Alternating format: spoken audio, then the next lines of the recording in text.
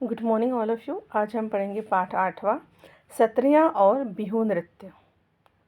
भारत एक विशाल देश है। इसकी रंग बिरंगी, सुंदर, प्राचीन और जीवन से भरी संस्कृति पूरी दुनिया में अनोखी है। भारत एक बड़ा सा देश है और इसकी जो संस्कृति, इसका जो कल्चर है वो कैसा है? रंग बिरंगी, सुंदर, प्राचीन मतलब एंशियंट, ठीक है। और ये सारी दुनिया में अनोखा है। भारत के प्रत्येक स्थान का नृत्य, संगीत, कला, खान पान, भाषा, पहनावा, रहन सहन के तरीके सब कुछ इतना मोहक है कि पूरी दुनिया से लोग भारत की ओर खींचे चले आते हैं। अब आपको पता है कि हमारी कंट्री में कितने सारे स्टेट्स हैं। हर स्टेट का नृत्य अलग है, संगीत अलग है, गाना अलग है, खाने पीने की चीज़ें अलग हैं, लैंग्वेज अलग है, यहाँ तक कि कपड़े भी अलग अलग पहनते हैं, है ना। तो क्या है इसमें?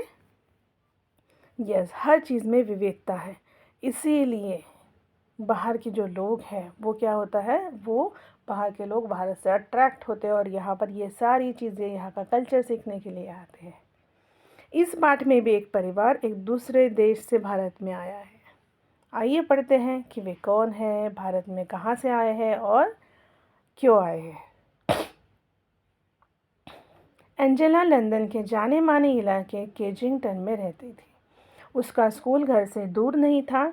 उसका कोई सगा भाई बहन भी नहीं था। उसे जेम्स और कीरा नाम के दोस्तों के साथ समय बिताना पसंद था। अब देखिए, इसमें एंजेला के बारे में बताया है, जो कहाँ पे रहती थी, लंदन में, केजिंगटन में। और उसका स्कूल घर से एकदम पास था। सगा भाई बहन कोई नहीं था और उसके दोस्तों के नाम थे जेम्स और कीरा। वे सब आपस में मिलकर कई काल्पनिक खेल खेला करते थे। काल्पनिक मतलब इमेजिनरी सारे। उन्हें ऐसी कहानियों का पात्र बनने में मज़ा आता था जिनमें दूर दराज की दुनिया का जिक्र हो। अब सारे इमेजिनरी खेल खेलते थे, इमेजिनरी स्टोरीज़ बनाते थे और उनको ना कोई भी स्टोरीज़ में एक कैरेक्टर बनना उनको बहुत पसंद था। लेकिन स्टोरीज़ भी कैसे पसंद थी उनको? दूर दराज की दुनिया की। जैसे हम लोग बोलते हैं कि हाँ, एक अलग दुनिया रहेगी, जैसे परियों की दुनिया रहेगी, है ना, वैसे टाइप। एंजेला को हर उस कहानी से प्यार था जिसमें ताजमहल, आईफेल टावर या कोलोजियम की यात्रा पर जाना हो। और उसे कौन सी कहानी बहुत पसंद थी एंजेला को? जिसमें ताजमहल, आईफेल टावर या कोलोजियम के यात्रा पर जाना हो, ऐसी वाली कहानी। उसे बिल्कुल अंदाज़ा नहीं था कि जल्द ही यात्रा की उसकी ये कहानियाँ सच साबित होने वाली है। अब देखो, ये जो सारी चीज़ें हैं वो इमेजिन करती थी, है ना, इमेजिनरी खेल थे। और उसको बिल्कुल अंदाज़ा नहीं था कि ये जो इमेजिनरी खेल वो खेल रही है वो सच में क्या होने वाला है, सच में वो चीज़ जो है वो होने वाली है। एंजेला की माँ एलेसेंड्रा एक डॉक्यूमेंट्री फिल्म निर्माता थी। उसकी माँ का नाम क्या था? एलेसेंड्रा। और वो क्या करती थी? वो डॉक्यूमेंट्री फिल्म बनाती थी। उन्हें लंदन के ब्रिटिश अकादमी से असम की नृत्य परंपरा पर एक डॉक्यूमेंट्री बनाने के लिए वित्तीय मदद दी गई थी। अब देखो, ब्रिटिश अकेडमी से उनको क्या था, उनको कहा गया था कि आप एक डॉक्यूमेंट्री बनाएंगे। किस चीज़ के ऊपर? आसाम की, मतलब असम के नृत्य के कल्चर पर। और उसके लिए उनको वित्तीय मदद मतलब फाइनेंशियल सपोर्ट भी दिया था, ठीक है। देन पेचीदा बात यह थी कि उनके पास इस काम को पूरा करने के लिए सिर्फ 1 महीने का वक्त था। अब प्रॉब्लम क्या था? काम तो दिया था लेकिन ये काम पूरा कितने दिन में कंप्लीट करना था? सिर्फ 1 महीने में। उन्होंने एंजेला के स्कूल से उसकी बसंत की छुट्टियों को 1 हफ्ते और बढ़ाने की अनुमति ले ली, जिससे एंजेला और उसके पिता ब्रायन भी उनके साथ जा सके। एंजेला की मम्मी का नाम क्या था? एलेसेंड्रा। पापा का नाम ब्रायन, ठीक है। अभी 1 महीने का वक्त लगने वाला था डॉक्यूमेंट्री फिल्म बनाने के लिए, तो उसकी मम्मी ने क्या किया, एंजेला के स्कूल में बात कर ली, वहाँ पे जो ऑटम ब्रेक रहता है उसको और 1 हफ्ते बढ़ा लिया और ये लोग तीनों के तीनों साथ में कहा गए इंडिया। एंजेला बहुत जल्दबाजी में बनाई गई इस यात्रा की योजना से हैरान थी। अब एंजेला को समझ में नहीं आ रहा था कि इतने जल्दी जल्दी ये जो ट्रैवल प्लान क्यों किया गया है। पर उसकी माँ समय से यह काम पूरा कर सके इसलिए वे सभी जल्दी ही तैयार हो गए। लेकिन इन लोगों ने हाँ बोल दिया कि ठीक है, उसकी माँ का क्या होना चाहिए, काम जल्दी से कंप्लीट होना चाहिए। इसलिए जब तक एंजेला कुछ समझ पाती, जब तक वो बेचारी कुछ समझ पाती, तब तक वह लंदन से नई दिल्ली होते हुए गुवाहाटी की उड़ान पर थी। मतलब ये सारी चीज़ें इतने फास्ट हुई कि उसको कुछ समझ में नहीं आया और जब वो समझ में आता तब तक वो कहाँ तक आ चुकी थी? नई दिल्ली से गुवाहाटी। यात्रा के दौरान माँ ने एंजेला को असम की खूबसूरती के बारे में कुछ बातें बताई। असम भारत के उत्तर पूर्वी क्षेत्र में है। अब जब ये लोग ट्रैवल कर रहे थे तो अंजुला की माँ ने उसे क्या बताया? असम के बारे में बताया, बहुत सारी चीज़ें। तो ये कहाँ पर है, क्या क्या चीज़ें इसकी फेमस है, वो सारी चीज़ें बताई। सबसे पहले क्या बताया? असम भारत के उत्तर पूर्वी क्षेत्र में। उत्तर मतलब कौन सा साइड? नॉर्थ। पूर्वी मतलब ईस्ट, नॉर्थ ईस्ट साइड में है, जिसे अपने वन्य जीवन मतलब वाइल्ड लाइफ, रेशम, सिल्क और चाय मतलब टी के बागानों के लिए जाना जाता है। किस चीज़ के लिए? वाइल्ड लाइफ मतलब वन्य जीवन, फिर silk production and then tea production के लिए। इसके साथ असम में नृत्य की भी एक परंपरा है और एक समृद्ध परंपरा है, और वहाँ पर एक नृत्य का एक अलग एक कल्चर है, ठीक है, एक डेवलप कल्चर। देन एलेसेंड्रा की डॉक्यूमेंट्री के केंद्र में असम के जनजीवन में नृत्य को महत्व को एलेसेंड्रा की डॉक्यूमेंट्री के केंद्र में असम के जनजीवन में नृत्य के महत्व को तलाशना था। अब एलेसेंड्रा को जो डॉक्यूमेंट्री मिली थी ना, उसमें उसका मेन क्या काम था कि ये असम के जो लोग हैं उनका जो जीवन है उसमें नृत्य का क्या महत्व है, वो उन्हें दिखाना था। वे जब यहाँ आ रहे थे तब अप्रैल का महीना चल रहा था। असम में यह नए साल का वक्त होता है। अब जब वो वहाँ पर पहुँचे तो अप्रैल का महीना चल रहा था, और तब वो क्या होता है? न्यू ईयर मनाते हैं वो लोग, जैसे हम लोग जनवरी में मनाते हैं ना, वैसे बसंत के आने की खुशी में वे सभी एक त्यौहार मनाते थे। अब बसंत ऋतु आया था, उसकी खुशी में वो लोग एक त्यौहार मनाते थे। क्या नाम है उसका? जिसे बिहू कहा जाता है। एंजेला उसी रात इसे देखने जाने वाली थी। गुवाहाटी के एक होटल में सामान्य होने के बाद उसी शाम पास के एक गांव मलंग में गए। अब देखो, वो लोग गुवाहाटी पहुंच गए, वहाँ पर एक होटल में रुके, रिलैक्स हुए। सामान्य होने के बाद मतलब नॉर्मल रिलैक्स होने के बाद उसी शाम वो पास के गांव में गए। क्या नाम था गांव का? मलंग। गांव पहुंचने पर माँ ने एंजेला को बताया कि बिहू एक कृषि आधारित त्यौहार है। उसकी माँ ने क्या बताया एंजेला को? कि बिहू ये जो एक त्यौहार है, जो एक फेस्टिवल है, ये कृषि आधारित है, मतलब एग्रीकल्चर बेस्ड है। भारत में जनसंख्या का एक बड़ा हिस्सा किसानों का है। अब भारत में जो भी पॉपुलेशन है ना, उसमें से एक मैक्सिमम अगर बड़ा बड़ा हिस्सा ले लोगे तो वो है फार्मर्स लोगों का। असम में बिहू साल में 3 बार मनाया जाता है। कितने बार? 3 बार। सबसे पहले जब किसान बीज बोते हैं, फिर जब वे धान रोपते हैं, और फिर तब जब खेतों में अनाज तैयार हो जाता है। 3 बार। एक बार जब वो सोइंग करते हैं तब, फिर सोइंग के बाद धान मतलब पता है ये राइस के क्रॉप्स होते हैं जो वो लोग सिक्वेंस वाइज लगाते हैं। धान रोपना मतलब वही होता है, डिस्टेंस लगा कर सिक्वेंस वाइज लगाते हैं। और फिर जब इनका खेत अनाज तैयार हो जाता है तब तो 3 बार मनाते हैं। ये जो है ना बिहू वाला त्यौहार, इसे हार्वेस्ट फेस्टिवल भी कहते हैं। एंजेला कार से उतरी। वहाँ आसपास उत्सव जैसा माहौल देखकर वह हतप्रभ थी। अब वो नीचे उतरी कार से। एंजेला उसने इस पर इधर उधर देखा कि कैसे त्यौहार का माहौल है, तो वो बेचारी एकदम शॉक हो गई। वहाँ एक बड़े से बरगद के पेड़ के नीचे मंच बनाया गया था। एक बड़ा सा बरगद का पेड़ था, उसके नीचे मंच मतलब स्टेज बनाया गया था। वह जगह लोगों से भरी हुई थी। एंजेला ने एक पेड़ के नीचे एक साथ इतने लोगों को पहले कभी नहीं देखा था। वह खुले आसमान के नीचे लोगों के बीच में बैठकर उसे ऐसा लग रहा था जैसे वह आश्चर्यजनक रूप से किसी टाइम मशीन में आकर बैठ गई हो। देखो अभी उसे कैसे लग रहा था, उसने ना उतनी भीड़, उतने सारे लोग एक साथ, वो भी खुले आसमान के नीचे ऐसे बैठे हैं, ऐसा कभी देखा ही नहीं था। और आज उन्हीं लोगों के साथ वो बैठी थी, तो उसे कैसे लग रहा था कि शायद वो किसी टाइम मशीन में बैठ गई हो, या क्या वह उस वक्त ही सपनों की दुनिया में थी। अब यहाँ पर ऐसे पूछा कि ऐसा तो नहीं कि वो कुछ इमेजिन वर्ड जैसे वो ये करती थी, उस कहानी में थी या किसी सपनों की दुनिया में थी। वह मंत्रमुग्ध होकर वह लड़के लड़कियों को वसंत ऋतु के आगमन पर नृत्य कर देख रही थी। वह मंत्रमुग्ध हो गई थी, मतलब उसे किस चीज़ का ख्याल नहीं था, ध्यान नहीं था, उसका पूरा फोकस कहाँ पर था? वो जो लड़के लड़कियाँ वहाँ पर वसंत ऋतु के आगमन पर जो नृत्य कर रहे थे उसे देख रही थी। हर चीज़ भूलकर, मतलब बिल्कुल तन्मय होकर, बिल्कुल मग्न होकर वो नृत्य देख रही थी। एंजेला ने इस बात पर ध्यान दिया कि लड़कों ने वाद्य यंत्र ले रखे हैं और लड़कियों ने लाल और बादामी रंग की गहरी डिजाइन वाली खूबसूरत पोशाक पहन रखी है। अब एंजेला ने एक बात नोट की कि उस डांस में जो लड़के हैं उनके पास वाद्य यंत्र था, बजाने वाले जो यंत्र रहते हैं ना वो वाले, और लड़कियों ने लाल और बादामी गहरे रंग के डिज़ाइन वाली खूबसूरत पोशाक पहनी थी रखी है। वे सभी काफ़ी रंगीन और मस्त लग रहे थे। उनका हिलता डुलता शरीर, हाथ पैर की हलचल से समझ आ रहा था कि वे मौज मस्ती के नृत्य में खोए हुए हैं। देखो, अब ये जो नृत्य ये लोग कर रहे थे वो लोग एंजॉय भी कर रहे थे, सिर्फ डांस करना इसलिए नहीं कर रहे थे। इसलिए वहाँ पे लिखा है ना कि वो मौज मस्ती के नृत्य में खोए हुए थे। उसकी इच्छा हुई कि वह भी अपने घर पर वसंत के आगमन पर ऐसे ही नृत्य करेगी।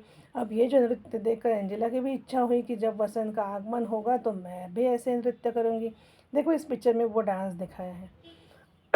यहाँ पे जो भी लड़के लोग हैं उनके हाथों में देखो ढोल है, ये सिंगी है जो लोग बजा रहे हैं, और ये जो लेडीज़ हैं लड़कियाँ वो देखो क्या कर रही हैं। वो उसने लाल और बादामी रंग के कपड़े पहने हैं। बिहू नृत्य और इसके उत्सव के अचंभित एंजेला और उसके परिवार ने इसके साथ साथ लजीज पकवानों का पूरा आनंद लिया। अब ये बिहू नृत्य, फिर वो फेस्टिवल, इन सारी चीज़ को देखकर तो वो अचंभित हो गए थे, सरप्राइज हो गए थे।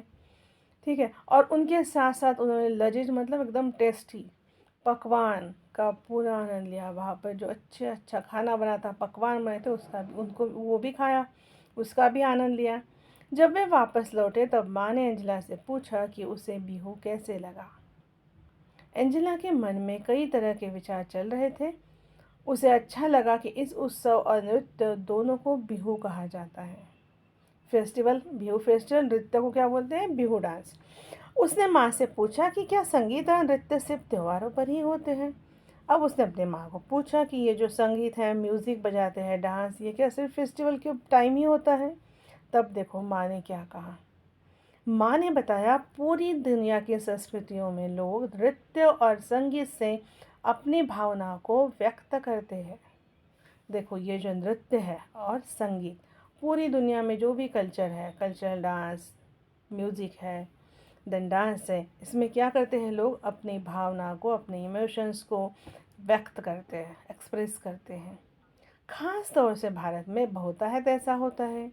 असम का बिहू नृत्य ग्रामीण जनजीवन के साथ साथ फसल लगाने से लेकर बसंत के आगमन तक से जुड़ा हुआ है।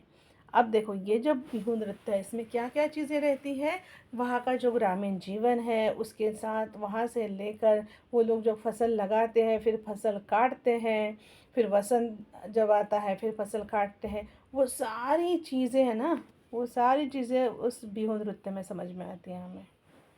एंजेला की माँ अगले कुछ दिन डॉक्यूमेंट्री के तथ्य जुटाने और साक्षात्कार लेने में व्यस्त रही। एंजेला ने काफ़ी सारी बातों पर दूर से ही गौर किया। अब ये सब होने के बाद एंजेला की माँ जो है उसको वो डॉक्यूमेंट्री बनाती थी, तो उसको कुछ उसके प्रूफ्स या फ़ोटोज़ वोटोज़ निकालने थे, उसमें वो बिज़ी थी। एंजेला ने काफ़ी सारी बातों पर दूर से ही गौर किया। उसने दूर से ही बहुत सारी चीज़ें नोट करके रखी। उसने महसूस किया कि लंदन के जीवन से यह सब कुछ कितना अलग था। उसे अपनी माँ पर गर्व हुआ। वे एक वैज्ञानिक कहानीकार की तरह है जो अपने फिल्मों के द्वारा बहुत सी चीज़ें एक साथ दिखाते हैं। अगले दिन वे उत्तरी असम की तरफ रवाना हुए, जहाँ सभी सत्रों अर्थात मठों की पीठ है। वे सभी एक सत्र के पास रहने के लिए जाने वाले थे और सत्रिय नृत्य का फिल्मांकन करने वाले थे। अब तक हमने क्या पढ़ा? बिहू नृत्य के बारे में। अब कौन सा नृत्य है? सत्रिय नृत्य। ये लोग कहाँ गए हैं? उत्तरी असम की तरफ, जहाँ पे क्या है? मठ है, और वहीं पे वो लोग रहने वाले थे। जब वे दक्षिणापथ सत्र पहुँचे तब वहाँ उनकी मुलाकात रीना सेन से हुई। जब वो दक्षिण साइड में गए, दक्षिण पथ सत्र में पहुँचे, तब किसके साथ मुलाकात हुई उनकी? रीना सेन से, जो असम की एक जानी मानी लेखिका है। उस हफ्ते उन लोगों को रीना सेन के घर पर ही रुकना था। उनका फिक्स था कि उस हफ्ते वो लोग रीना सेन के घर पे ही रुकेंगे। रीना आंटी की एक बिटिया थी अनु। अनु और एंजेला ने तुरंत एक दूसरे की तरफ देखा। अनु और एंजेला, ठीक है। अब ये जो दोनों हैं सेम एज की थी। उन दोनों की ही उम्र 10 साल थी। अच्छा, यहाँ पर देखो ये पिक्चर में दिखाया है दक्षिणा पर सत्र का सेक्टोरियम माजुली में। चलिए, अब इन दोनों की भी एज कितनी थी? अराउंड 10 साल। दोनों ने अंग्रेजी में बातचीत शुरू की। अनु ने एंजेला को कुछ असमिया शब्द भी सिखाए। एंजेला को अनु के खिलौने बहुत अच्छे लगे, जो थोड़े अलग तरह के थे। अब लंदन में अलग तरह के खिलौने हैं, इधर के अलग तरह के हैं, तो लेकिन एंजेला को पसंद आए। एंजेला को अनु के खिलौने बहुत अच्छे लगे, जो थोड़े अलग तरह के थे। गुड़िया, लकड़ी के खिलौने और नारियल की जटा से बने घर, कितने अनोखे खिलौने थे। उसने लंदन में ऐसे खिलौने कभी नहीं देखे थे। अनु का पसंदीदा खिलौना लकड़ी का बना तीर कमान था, जिसे लेकर उसे राम बनना बहुत अच्छा लग रहा था। कौन सा खिलौना था पसंद का अनु का? लकड़ी का बना तीर कमान, और उसे लेकर राम बनना उसको पसंद था। एंजेला उसकी विरोधी बन गई थी। अब राम का विरोधी कौन होगा?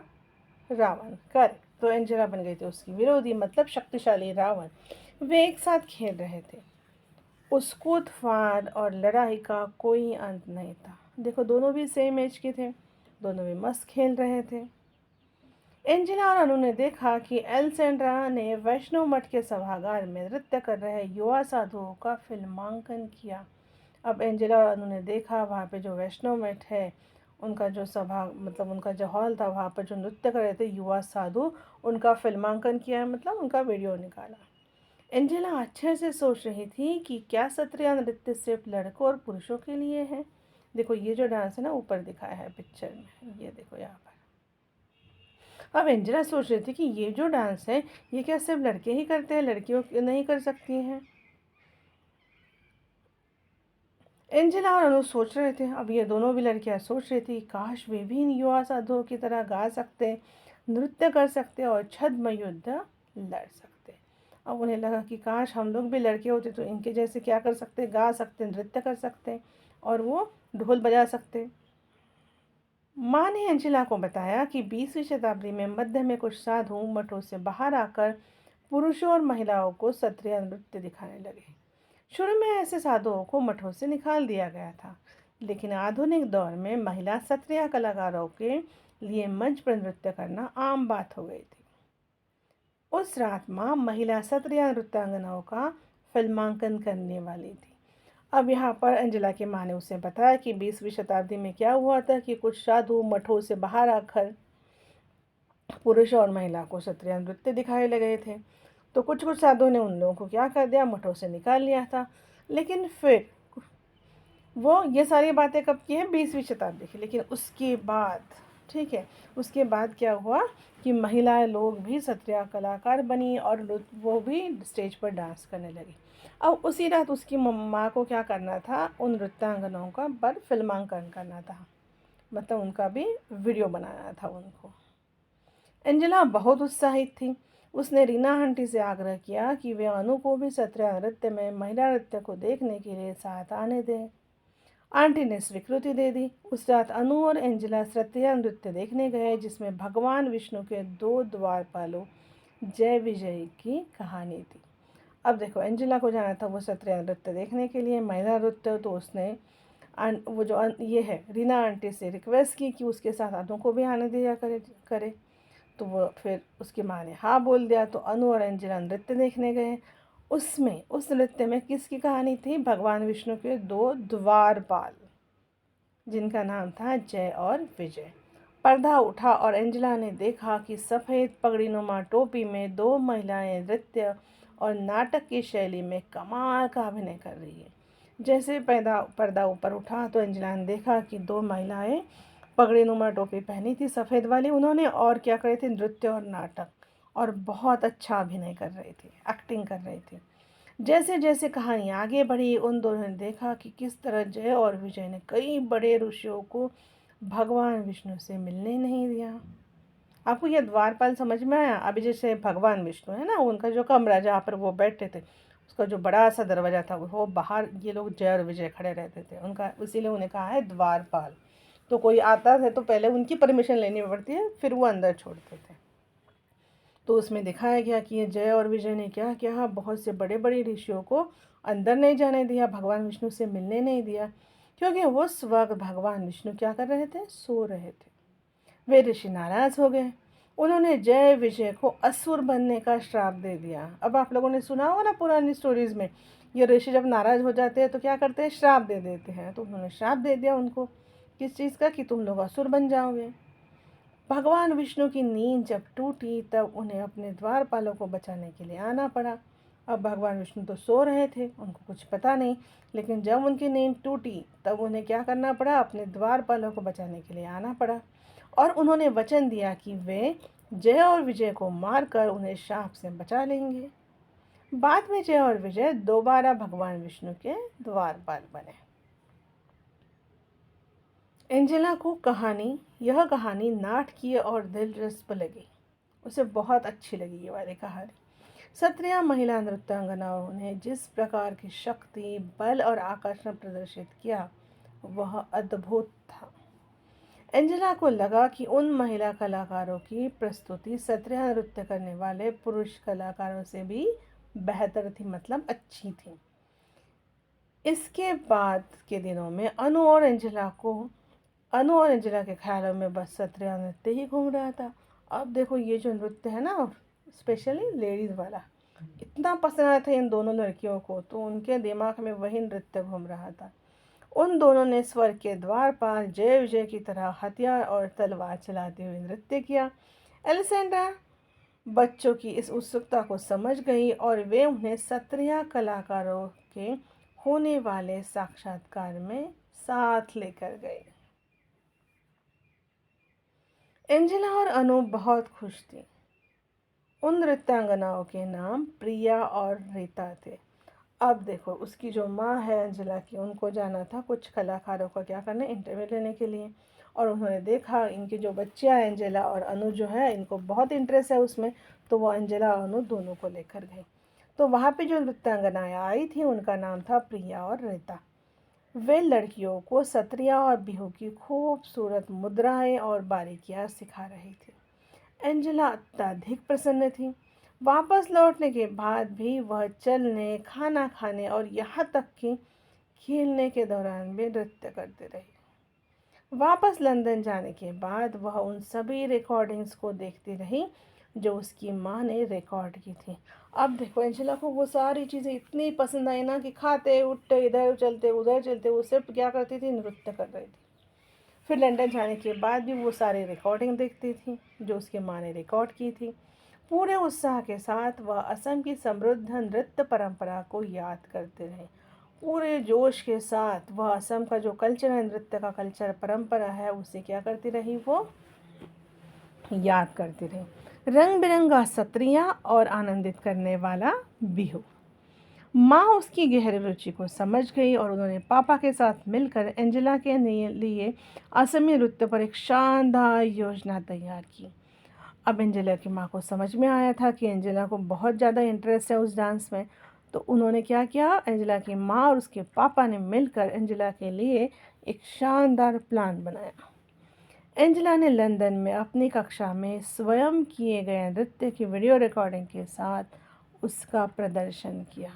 अब देखो क्या किया, एंजेला ने डांस किया और लंदन में अपनी क्लास में उस वीडियो रिकॉर्डिंग को उन्होंने दिखाया सबको।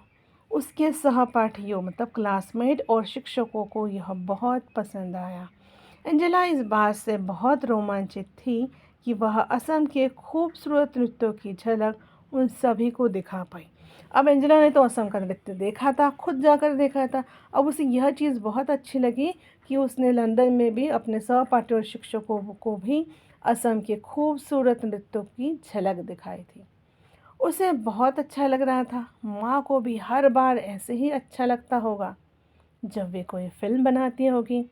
अब देखो एंजेला बोलती कि हाँ, मेरी माँ को भी तो ऐसा ही लगता होगा ना जब वो कोई फिल्म बनाती है, दूसरों को दिखाती है। अब एंजेला के पास अपने लिए असम के नृत्यों, बिहू और सत्रिया के साथ अपना खुद का मनोरंजन था।